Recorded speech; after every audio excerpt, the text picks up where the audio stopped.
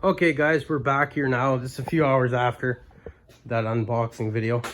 So this is what I came up with. This is my garage. You come in, man door's here, bay door's here. You come in on the left, my toolbox, my workbench, you know, a shelf, there's the window. So what you see of my garage here, you know, this is just under half. This is 12 feet this side, the other side's 14. I have a partition wall, you know, dividing the two because I want my work side to be work and fixing shit. And I want the other side to be storage. I didn't want the two combined. You know, that's like households, extra furniture, you know, Christmas decorations, Christmas lights, ladders, all that kind of stuff, yard tools, whatever. It's all on that side. I like to keep the two separate. Plus I want to heat this side, so I got to insulate it this winter, or before winter. I want to insulate all this, and I'm going to put a gas furnace out here. I'll do that on video. You guys will see all that, but that'll be in the next month or two. Sooner the better. But anyway, so we'll go through. I'll give you guys a little tour of the shop here, what I'm working with. So I put this is my little welding table, whatnot, but I put this aluminum top on it, took the vise off, remounted the vise. And I slid it under here because I had to have something where I could have the grind, like the motor mount or hung from. So I figured this would be perfect because I could put a light up here too. So this is like this is suspended from the rafters. So it's just like a shelf for my TV and DVD player and whatnot. But I put this fluorescent light up there. It's not that bright, but it's, you know, better than nothing. Spare bars, chains, handlebars, you know, my cutting pants and whatnot. But I got my little flux core machine there, you know, grinder, and there's the foot pedal for the Fordham, grinding discs, a little belt sander. There's the power, so it comes down from the garage door opener right there, power bar. My stuff's plugged into that. So that's the setup, guys. Okay. There's a 351 in there. I'm going to do a separate video on that. There's a little story behind that. But look for that in the next couple days. It's my son's little four-wheeler. He's 7 years old. That's a 125 Teo or whatever. It's one of them Chinese four-wheelers. But it serves him good. That KX65 pipe, I'll do another video on that. I got a KX65 engine. I'm gonna build a little saw out of it. But that'll be in another video to come. Storage over here, you know, my oils, cleaners, tapes, solvents, spray clean, and then I got a parts shelf up here. You know, filters and stuff for the bike, and whatnot, and a polishing kit. But then my helmets, parts washer, you guys have seen that. Over here I got a few saws. I got my 372 there, but here I got two weed whackers I gotta fix. Let's go through my box here quick. You can hear the kids and whatnot playing outside, but here's my ratchet sockets, snap-on digital torque wrench, snap-on ratchet. I'm not, you know, one of those guys that's scared to buy, you know, Mastercraft, Craftsman tools. I have no shame in that at all. You know, for my, you know, like my snap-on torque wrench, stuff like that. When you're building a motor, you know, torque wrenches are all calibrated anyway, but my compression testers, snap-on, you know, I don't cheap out with that kind of stuff. But just your ratchets, wrenches, whatever, I'm not scared to buy you know, Canadian Tire or Princess Auto or whatever it is where you're from. But whatever serves your purpose. But anyway, so let's get back to this. Extensions, you know, 1/4 inch, 3/8, 1/2 inch drive, sockets, ratchets. There's an old socket I made for removing clutches. There's an old valve spring compressor. Let's go down the right side of the toolbox quick.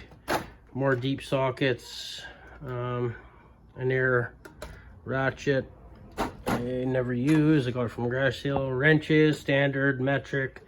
The top half of the box is ratcheting. The bottom is just standard. Oh, and my impact. This is miscellaneous, you know, homemade tools I've used for jobs. Carburetor adjusting, screwdriver set, micrometers, drill bits, acorn or step bits, whatever you call them. This is another bit set. The bottom drawer, I got battery chargers. You know, this is my grandfather's old battery charger, newer battery charger. There's one of those Timber Tough beam cutters, little mills, chainsaw mills. You know, Ziploc bags and shit for putting parts in, tin foil.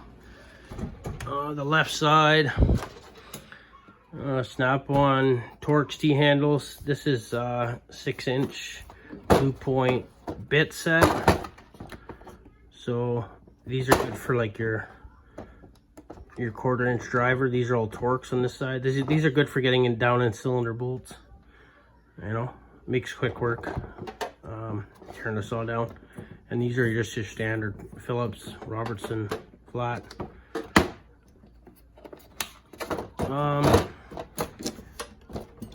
Metric standard Allens. More Torx there. Down here, screwdrivers, chisels, punches, picks, you know, carburetor adjusting screwdrivers. I use Milwaukee screwdrivers, not because I like them or don't like them. It's just that's what this set I bought and probably was on sale. Some Blue Point 11-inch pliers. I don't have any good pliers besides these three. This is kind of a mosh pit of, you know, pliers, garage sale sets and whatnot. Something I probably should invest in is some good pliers. This is drawers, a couple sanders and old drills that I never use. Die grinder, electric die grinder. And my rad box. Go through it quick. So here I got glues, silicones, you know, Moto Seal, JB Weld, you know, valve grinding plunger and valve grinding compound, some wire brushes. Here, fillet knife. Snips, scissors, shears. It's probably my favorite drawer. This has got that 3M quick lock kit with all these little abrasives. Precision knife set for cutting gaskets and stuff. I like that. Olfa knives, putty knives, chisels, you know, parts cleaning stuff for the parts cleaner. Wire brush for battery posts, terminals. Toothbrushes for scrubbing shit. It's my electrical drawer. A little bit of 120, some 12-volt shit. You know, heat wrap, heat shrink, zip ties, spare balls for my truck, pipe cutters, phone chargers, testers, solder, whatever, wire.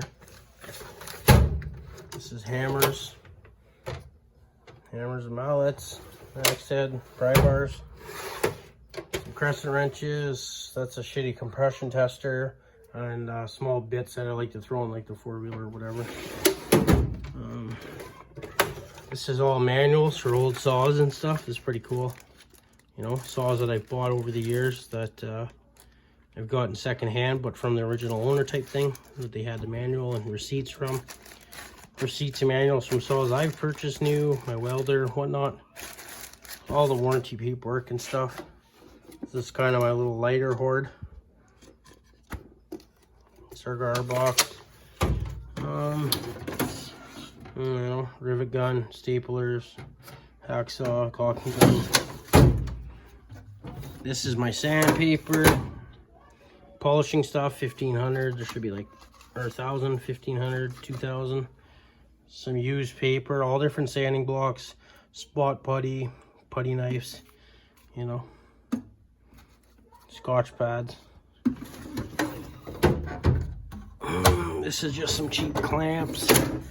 and a caulking gun, and grease gun, some torch tips, some old welding wire that went bad and rusty, and miscellaneous nails and whatnot I bought at yard sales. That's really it.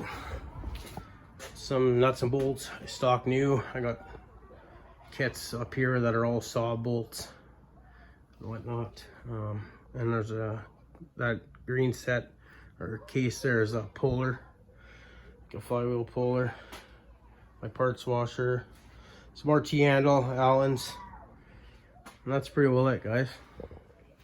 Quick little tour. Here there's a couple part saws in this. There's like an 026 in here, 026 Pro and an 044 and miscellaneous parts. I have a shed out back with saws, a bunch of part saws in it, but we'll get to that another day. In here I got tire chains. In that black and blue case I got tire chains and chokers and shit for in the bush, working in the bush with my tractor. Here I have my little saw kit, you know, that Plano box, mixed gas, logger's tape, wedge pouch, barn chain oil. That's a little milk crate I pull. I carry that with me when I go in the bush. My compressor, and there's my power in. Anyway, that's it. Just a quick video for you guys. And that cylinder on the bench there, that's a 48 mil. I'm gonna be parting that, so I'll take a video of that. I'm gonna do that tonight, but I don't know if I'll upload the video tonight. I might save it for the middle of the week or something, so I can kind of keep consistently uploading videos every few days, because I know this week's gonna be another long week at work, but and I'd like to have something to upload throughout the week. Okay guys, that's enough of me rambling on. Not a very interesting video, but something to watch anyway. Okay, I hope you guys have a good rest of your weekend. Not much of it left now, but try to enjoy it, spend it with your families. Okay, see you on the next one. Cheers, guys.